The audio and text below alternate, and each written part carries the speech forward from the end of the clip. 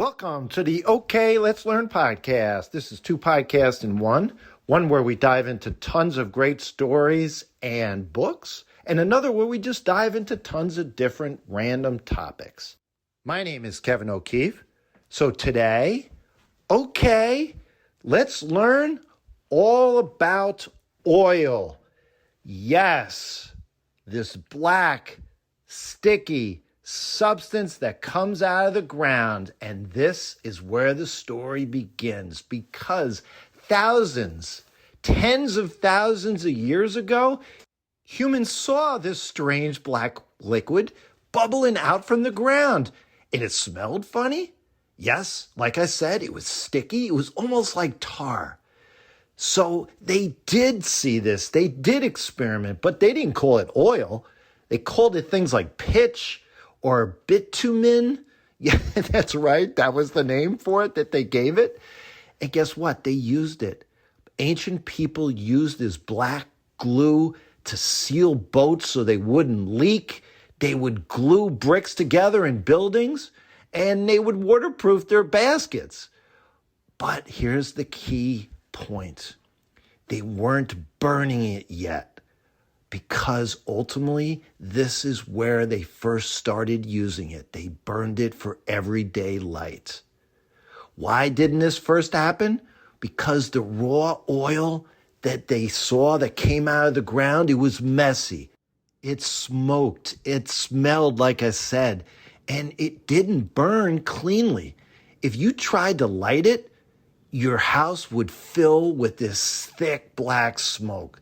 So for thousands of years, the oil just sat there.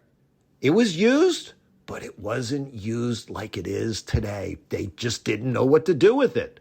The breakthrough came in the 1800s when people figured out how to turn oil, this messy, gooey black stuff, how to turn this into something that could be used to create light. People have been searching and searching for years the best way, the cleanest way, the cheapest way to burn something that could create light. Today, we know electricity is used to do this, but this is the 1800s. Prior to this, the Revolutionary War time period, the 1700s, people just had candles. And as we went into the 1800s, whale oil was used. Yes, this is not the oil that you're thinking of, but it worked like oil. This was the fat from whales that were killed. The oil would be put into this lamp. You would have a wick, and it would burn nice and clean. That was the key issue. So the oil that came out of the ground wasn't being used. Now whales were being used, but it was expensive and whales were hard to catch. So only people that had money were using their homes to be lit. There needed to be something better. Fast forward to 1859 in Titusville, Pennsylvania. For the first time, oil was drilled on purpose from deep underground, and now people had lots of it.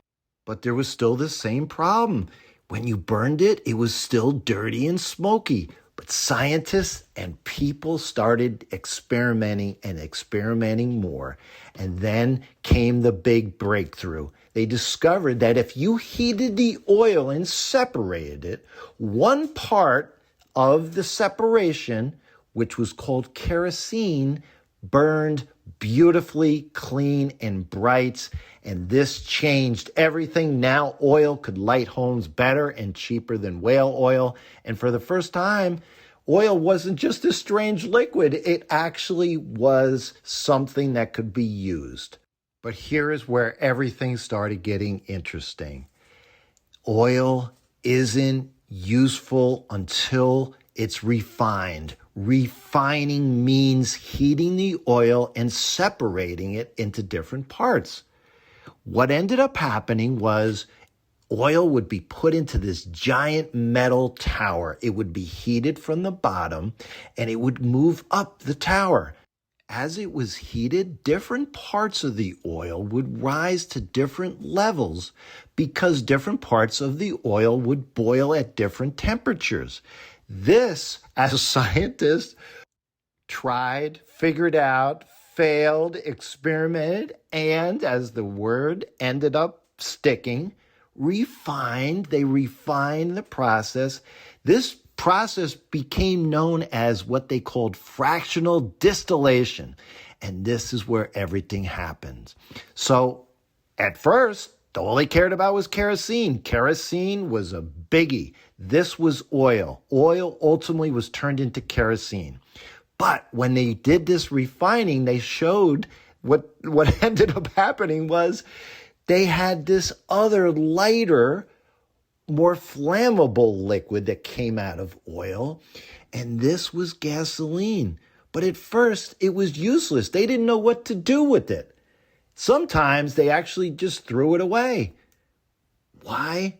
Because nobody had invented a machine that needed it yet, but that was about to change. In the late 1800s, inventors were working on this new kind of machine called the internal combustion engine. Inside this engine, something amazing happened. The fuel would mix with air, a spark would ignite it, and this tiny explosion would push this piston, and the piston would move this machine. We talked about this in my previous episodes about energy and chemistry and physics, how to move something. Yes, this repeated explosion over and over is what they figured out could power a car. But to do this, you needed a fuel that burned quickly, exploded easily, and didn't leave a lot of mess. Gasoline turned out to be perfect. So something incredible happened. This waste product of oil suddenly became the most valuable part of oil. So think about what happened. The timing couldn't have been better. The oil refinery already existed for kerosene, and now they have gasoline that's being produced. And at the same time that this internal combustion is being invented, and you have this idea about having a chunk of metal move on its own, you needed the perfect fuel to light the spark that would work inside this, like I said, this internal combustion engine. And it was something that just took off. You talk about why oil is so important to our world and our economy today. It all began here in the early 1900s.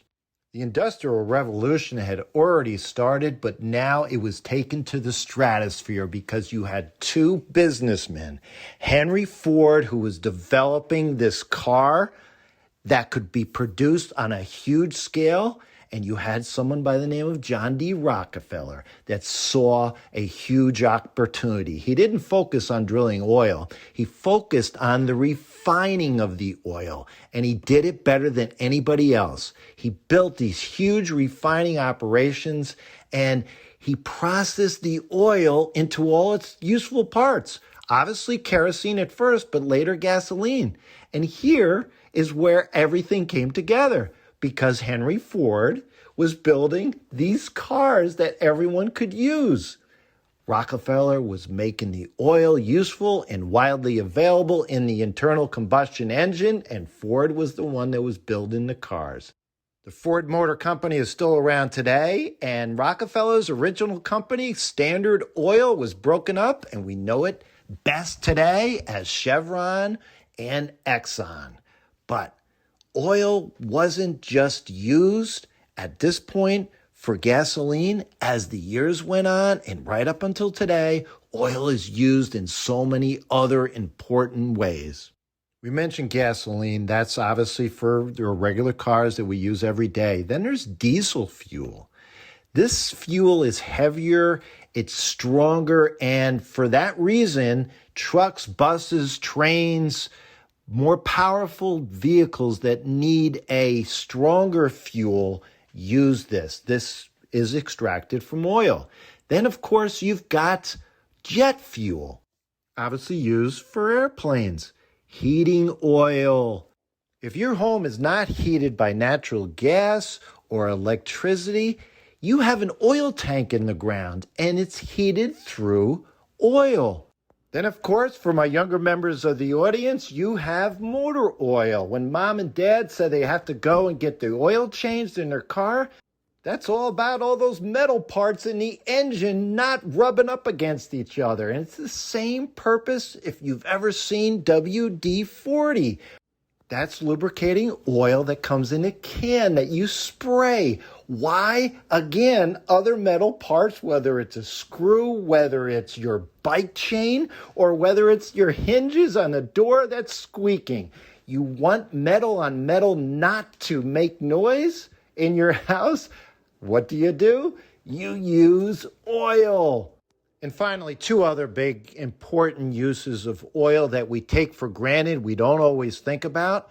Well, your driveway, your parking lot, your roofs, and yes, the roads that we drive on. Asphalt. It's thick and it's sticky and it's solid. That comes from oil. Plastics is the last one. And this is so fascinating, so amazing. And again, it's something we take for granted. This could be a whole separate podcast episode. But just know that from oil, we can use it to make plastic. And plastic, as you know, is used for so many different purposes, whether it's a toy, it's a water bottle. And yes, even clothes, polyester ultimately comes from oil. Lots of medical supplies as well. There's all these hidden uses of oil in everything that we use. And oh yeah, don't forget propane, butane, that gas grill outside, forgot about that. It comes from oil. In the early days when oil was drilled out of the ground in Pennsylvania, ultimately it moved on to Texas, and oil is found in the ground all over the world. Not just here, as we know, in the Middle East, in Russia, and today here in the United States, we found another way to get oil, and this is important. It comes from shale. It's this hard rock that's trapped under the ground, and we figured out, I say we, engineers, scientists, use this method where they crack the rock deep underground so oil could flow out. This was a relatively new way to get oil out of the ground in the last 20 to 25 years. It is controversial. It can disrupt the environment and where it is, but ultimately, here's the most important takeaway of oil. Oil just didn't change the world by itself. It was about refining the oil, discovering what each part could do, and that changed everything. First, it gave us light, then it gave us gasoline, and the gasoline powered the engines of the modern world, and it all came from this strange black liquid. But I would argue it all came from the ingenuity, the smarts, the experimenting science that figured out how we could use this black gooey substance. That's oil. Friends, thanks for staying with me on this journey, learning all about oil, its uses, where it came from, and how it's used today and why it's so important. Reach out to me at kevmok21@gmail.com. We have a Facebook group. We also are on YouTube, so subscribe, follow, hit that bell so you can get notifications. And especially if you're listening to this on a podcast, what would be a big help, not only the reviews and the ratings, but a big help would be to subscribe. And how do you do that on Apple Podcasts? Well, up in the top right-hand corner is a little plus symbol. You hit that, and automatically each day you will get a brand new episode on your phone. So again, thank you, and until next time, have fun and keep learning.